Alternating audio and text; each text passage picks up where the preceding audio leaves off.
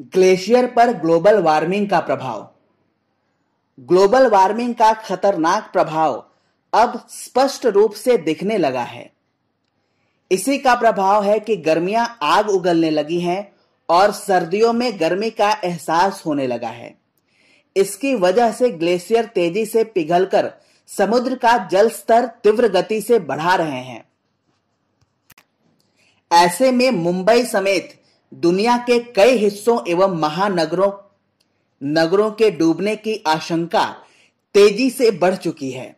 इसका खुलासा American National Academy of Science ने किया है। उन्होंने अपने अध्ययन में दुनिया के 7 शहरों पर ग्लोबल वार्मिंग के कारण पड़ने वाले प्रभाव के बारे में विस्तार से बताया है। अकादमी ने तापमान में 2 और 4 डिग्री बढ़त के आधार पर अपना निष्कर्ष जारी किया है। दावा किया गया है कि तापमान के 2 डिग्री बढ़ने पर गेटवे ऑफ इंडिया चारों तरफ से पानी से जलमग्न हो जाएगा। इसका यदि तापमान 4 डिग्री बढ़ा तो मुंबई अरब सागर में समा जाएगी। पर्यावरण के निरंतर बदलते स्वरूप ने निस्संदेह बढ़ते दुष्परिणामों पर सोचने पर मजबूर किया है। औद्योगिक गैसों के लगातार बढ़ते उत्सर्जन और वन आवरण में तेजी से हो रही कमी के कारण ओजोन गैस की परत का क्षरण हो रहा है। इस अस्वाभाविक बदलाव का प्रभाव वैश्विक स्तर पर हो रहे जलवायु परिवर्तन के रूप में दिखलाई पड़ता है। सार्वभौमिक तापमान में लगातार होती इस वृद्धि के कारण विश्व के ग्लेशियर तेजी से पिघलने लगे हैं। उदाहरण के तौर पर अंटार्कटिका के डूम्सडे ग्लेशियर का पिघलना पहले ही वैज्ञानिकों के लिए एक चिंता का कारण बन चुका है। ग्लेशियर के तेजी से पिघलने के कारण महासागर में जल स्तर में ऐसी ही बढ़ोतरी होती रही तो महासागरों का बढ़ता हुआ क्षेत्रफल और जल स्तर एक दिन तटवर्ती स्थल भागों और द्वीपों को जलमग्न कर देगा। ये स्थितियां भारत में हिमालय के ग्लेशियर के पिघलने से एक बड़े संकट का कारण बन रही हैं। ग्लेशियर का पिघलना सदियों से जारी है, लेकिन पर्यावरण पर हो रहे विभिन्न हमलों के कारण इनका दायरा हर साल बढ़ रहा है। खूब बारिश और बर्फबारी से ग्लेशियर लगातार बर्फ से ढके रहते थे। मौसम ठंडा होने की वजह से ऊपरी इलाकों में बारिश के बजाय बर्फबारी होती थी, लेकिन सन 1930 के आते आते मौसम बदला और बर्फबारी में कमी आने लगी। इसका प्रभाव ग्लेशियरों पर भी पड़ा। ये बढ़ने के बजाय पहले स्थित हुए। इसका प्रभाव ग्लेशियरों पर भी पड़ा। ये बढ़ने के बजाय पहले स्थिर हुए, फिर पिघलते ग्लेशियरों का दायरा बढ़ने लगा। गंगोत्री ग्लेशियर पिछले 2 दशक में हर साल 5 से 20 मीटर की गति से पिघल रहा है। उत्तराखंड के 5 अन्य प्रमुख ग्लेशियर सतोपंथ, मिलाम, नीति, नंदा देवी और चोराबाड़ी भी लगभग इसी गति से पिघल रहे हैं। भारतीय हिमालय में कुल 9,975 ग्लेशियर हैं। इनमें से 900 ग्लेशियर सिर्फ उत्तराखंड हिमालय में हैं। इन ग्लेशियरों से 150 से अधिक नदियां निकलती हैं, जो देश की 40% आबादी को जीवन दे रही हैं। अब इसी बड़ी आबादी के आगे संकट है। हाल के दिनों में हिमालयी राज्यों में जंगलों में आग की जो घटनाएं घटी, वे ग्लेशियरों के लिए नया खतरा हैं। वनों में आग तो पहले भी लगती रही है, पर ऐसी भयानक आग काफी खतरनाक है। आग के धुएं से ग्लेशियर के ऊपर जमी कच्ची बर्फ तेजी से पिघलने लगी है। इसके व्यापक दुष्परिणाम होंगे। काला धुआं कार्बन के रूप में ग्लेशियरों पर जमा हो जाएगा, जो भविष्य में उस पर नई बर्फ को टिकने नहीं देगा।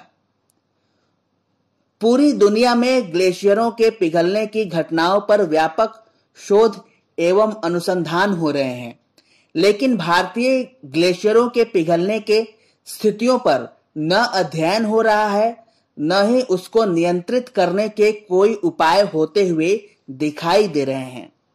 इन गंभीर होती स्थितियों पर काम करने वाले कुछ पर्यावरण संरक्षकों ने देश के लिए ग्लोबल वार्मिंग के खतरों के संकेत देने शुरू कर दिए हैं। साथ ही साथ यह सवाल भी खड़ा किया है कि भारत इसका मुकाबला कैसे करेगा।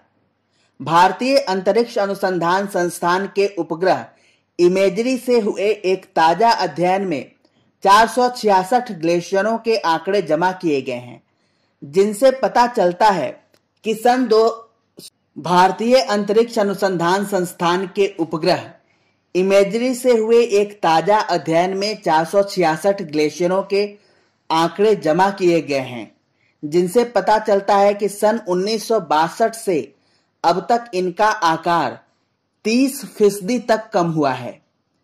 कई बड़े ग्लेशियर छोटे टुकड़ों में टूट गए हैं और सब तेजी से पिघल रहे हैं। इस इलाके के सबसे बड़े ग्लेशियरों में से एक पार्वती के अध्ययन में पाया गया है कि हर साल 170 फीट की रफ्तार से पिघल रहा है। हिमालय के ग्लेशियरों के पिघलने से दुनिया खासी चिंतित है। खास तौर पर भारत और पड़ोसी देशों पर पड़ने वाले इसके दुष्प्रभाव को लेकर हिमालय के ग्लेशियरों को दक्षिण एशिया की जल आपूर्ति का प्रमुख साधन माना जाता है।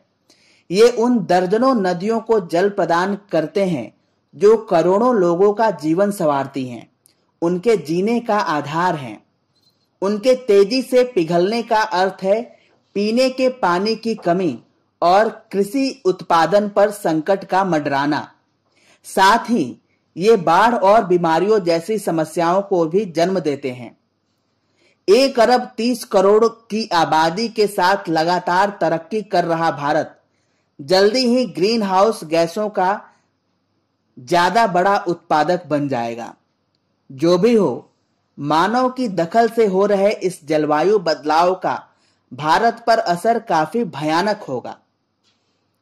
वैज्ञानिक जानकारी का अभाव भी इस खतरे को और बढ़ा सकता है। नदियों के प्रभाव के आंकड़े इतने कम हैं कि हम समझ ही नहीं सकते कि ग्लेशियर के किस हद तक पिघलने का नदियों पर क्या प्रभाव होगा। दुनिया भर में ग्लेशियर ग्लोबल वार्मिंग के बैरोमीटर माने जाते हैं। ग्रीन हाउस गैसों के प्रभाव से पूरी दुनिया के साथ ही हिमालय भी गर्म हुआ है। हाल में हुए एक अध्ययन में पाया गया कि उत्तर पश्चिमी हिमालय के औसत तापमान में पिछले 2 दशक से 2.2 डिग्री सेल्सियस की बढ़ोतरी हुई है। यह आंकड़ा उसके पहले के 100 साल में हुई बढ़ोतरी से कहीं ज्यादा है। अध्ययन में यह भी अनुमान लगाया गया है कि जैसे जैसे ये ग्लेशियर पिघलेंगे, बाढ़ की विभीषिका भी बढ़ेगी, प्राकृतिक आपदाएं घटित होंगी और उसके बाद नदियां सूखने लगेंगी। इसका दोष दुनिया के औद्योगिकरण एवं सुविधावादी जीवन शैली, जिनमें बढ़ते वाहन एवं वातानुकूलित साधनों के विस्तार को ही दिया जा सकता है, जिनसे ऐसी गैसों का उत्सर्जन हो रहा है जो ओजोन के साथ साथ ग्लेशियरों के लिए खतरनाक है। उन पर पाबंदी लगाने में हम नाकाम हो रहे हैं। ग्लोबल वार्मिंग को रोकना तो सीधे तौर पर हमारे बस में नहीं है, लेकिन हम ग्लेशियर क्षेत्र में तेजी से बढ़ती मानवीय गतिविधियों को रोककर ग्लेशियरों पर बढ़ते प्रदूषण के प्रभाव को कम कर सकते हैं। इस क्षेत्र में मानवीय गतिविधियों को पूरी तरह प्रतिबंधित करने के अलावा कई ऐसे तकनीकें हैं जिनसे ग्लेशियर और बर्फ को लंबे समय तक बचाए रखा जा सकता है। उच्च हिमालयी क्षेत्रों में रहने वाले लोग पुराने समय में बरसात के समय छोटी छोटी क्यारियां बनाकर पानी को रोक देते थे। तापमान 0 से नीचे जाने पर यह पानी जमकर बर्फ बन जाता था। इसके बाद स्थानीय लोग इस पानी के ऊपर नमक डालकर मलबे में ढक देते थे। लंबे समय तक यह बर्फ जमी रहती और गर्मियों में लोग इसी से पानी की जरूरतें पूरी किया करते थे। इसी तरह स्नो हार्वेस्टिंग का काम भी होना चाहिए। बर्फ की बड़ी सिल्लियों को मलबे में दबाकर रखा जा सकता है, जो लंबे समय तक बर्फ को जीवित रख सकती हैं। अब इन पुराने उपायों को फिर से अपनाने की जरूरत है। साथ ही नवीन तकनीक विकसित किए जाने की जरूरत है ताकि इस बड़े संकट से बचा जा सके, मनुष्य जीवन पर मंडरा रहे खतरों को नियंत्रित किया जा सके। अब हमें सावधान एवं सतर्क हो जाना चाहिए, अन्यथा यह संकट कहीं और भी गंभीर न हो जाए। धन्यवाद।